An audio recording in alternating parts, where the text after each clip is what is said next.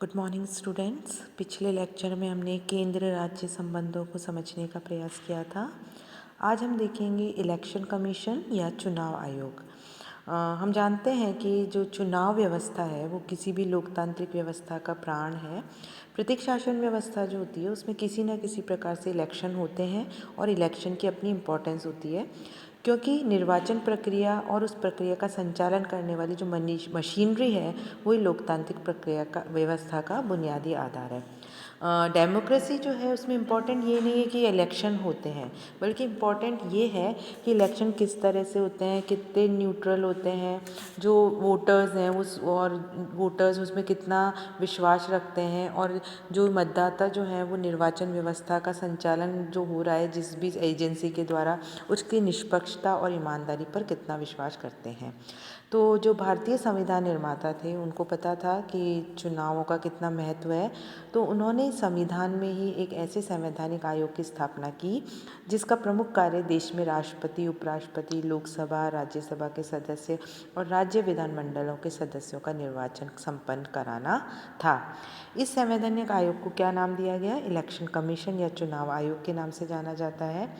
और जहाँ पे विश्व के और जो शासन व्यवस्थाएं हैं उसमें निर्वाचन को कम महत्वपूर्ण विषय समझकर उसे व्यवस्थापिका की इच्छा पर छोड़ दिया गया है, वहाँ भारत में जो भारतीय संविधान निर्माता थे उन्होंने निर्वाचन संबंधी सभी महत्वपूर्ण व्यवस्था का संचालन का प्रावधान जो है वो कॉन्स्टिट्यूशन के अंतर्गत ही कर लिया था।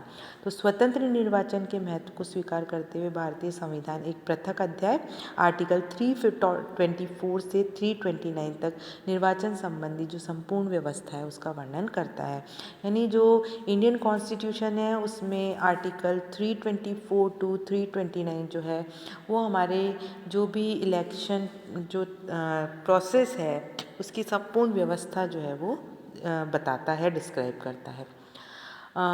अगर हम देखें तो भारत में निर्वाचन आयोग की संरचना और संगठन कैसा है, उसका कॉम्पोजिशन कैसा है इलेक्शन कमीशन का, तो जो संविधान जो है उसके आर्टिकल 324 के अंतर्गत निर्वाचनों के निरीक्षण, निर्देशन और नियंत्रण करने के लिए एक इलेक्शन कमीशन जो है उसकी स्थापना की गई है। जो निर्वाचन आयोग है इसमें एक मुख्य निर्वाचन आयुक्त और उतनी ही संख्या में निर्वाचन आयुक्त होंगे जितने कि राष्ट्रपति समय समय पर मनोनीत करे। मुख्य निर्वाचन आयुक्त और अन्य जो निर्वाचन आयुक्त हैं उनकी नियुक्ति संसद द्वारा निर्मित जो विधि है उसके अधीन रहते हुए राष्ट्रपति के द्वारा की जाती है। राष्ट्रपति निर्वाचन आयोग से परामर्श करके आयोग की सहायता के लिए ऐसे प्रादेशिक आयुक्तों को नियुक्त कर सकता है जैसा कि वह उसको जरूरी समझे। निर्वाचन आयुक्त और प्रादेशिक आयुक्तों की सेवा की शर्तें और पदावधियाँ जो हैं वो राष्ट्रपति जो है वो नियम द्वारा निर्धारित करेगा। और मुख्य निर्वाचन आयुक्त जो है उसका कार्यकाल, उसका टेन्योर जो है वो 6 वर्ष या 65 वर्ष की आयु जो भी पहले होगा तब तक होगा। और अन्य चुनाव आयुक्त जो हैं उनका कार्यकाल 6 वर्ष और 62 वर्ष जो भी पहले होगा तक होगा। चुनाव आयुक्त जो है उनकी नियुक्ति के बाद उनके कार्यकाल, वेतन, अन्य सेवा शर्तों में उनके हितों के विरुद्ध कोई भी परिवर्तन नहीं किया जा सकता। और मुख्य जो निर्वाचन आयुक्त है जो मेन जो चीफ इलेक्टोरल कमिश्नर है उसके पद को उन्हीं कारणों और उन्हीं रीतियों से हटाया जा सकता है जिन कारणों से सर्वोच्च न्यायालय के न्यायाधीश को हटाया जा सकता है। यानी कदाचार और असमर्थता के आधार पर ही राष्ट्रपति के आदेश के द्वारा मुख्य निर्वाचन आयुक्त को अपने पद से हटाया जा सकता है। महाभियोग की कार्यविधि निश्चित करने का अधिकार जो है वो भी संसद को प्राप्त है। इम्पीचमेंट प्रोसेस और कार्यविधि चाहे कोई भी हो, संसद के दोनों सदनों को अलग अलग अपने कुल सदस्यों की संख्या के बहुमत और उपस्थित और मतदान करने वाले सदस्यों के 2/3 मत से प्रस्ताव जो है वो पारित होगा और वह प्रस्ताव जो है वो राष्ट्रपति को भेजा जाएगा। उसके बाद राष्ट्रपति मुख्य निर्वाचन आयुक्त की पदच्युति के आदेश जो है वो जारी करेगा। चुनाव आयोग जो है वो लंबे समय तक उसमें विवाद चलता आ रहा है कि चुनाव आयोग एक सदस्य हो या बहुसदस्य।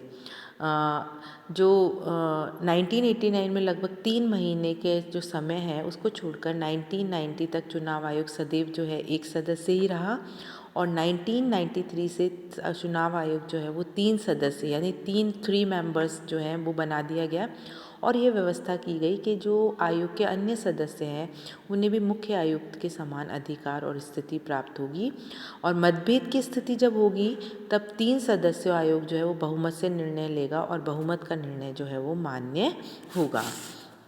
अब अगर हम इलेक्शन कमीशन चुनाव आयोग जो है उसके कार्य या भूमिका को देखें तो चुनाव आयोग जो है उसके प्रमुख कार्य जो हैं वो इस प्रकार हैं।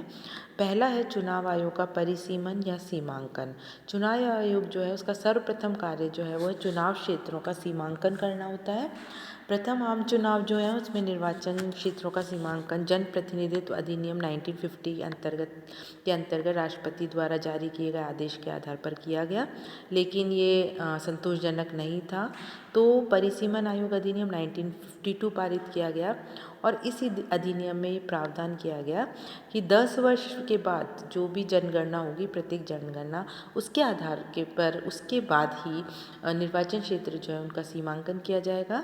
मुख्य निर्वाचन आयोग जो है वो परिसीमन आयोग का अध्यक्ष होता है। इसके अतिरिक्त इसमें सर्वोच्च न्यायालय अथवा उच्च न्यायालय के 2 अवकाश प्राप्त न्यायाधीश होते हैं और आयोग की सहायता के लिए प्रत्येक राज्य 2 से 7 तक सहायक सदस्यों का प्रावधान है। दूसरा, यदि हम चुनाव आयोग का इम्पोर्टेंट काम देखें तो मतदाता सूचियां जो वोटर लिस्ट जो है उनको तैयार कराने का काम भी चुनाव आयोग का होता है। चुनाव आयोग के द्वारा लोकसभा व विधानसभा के प्रत्येक चुनाव या मध्यावधि चुनाव से पूर्व मतदाता सूचियां जो हैं वोटर लिस्ट तैयार की जाती है और इस कार्य के संपन्न होने के बाद ही इलेक्शन होते हैं।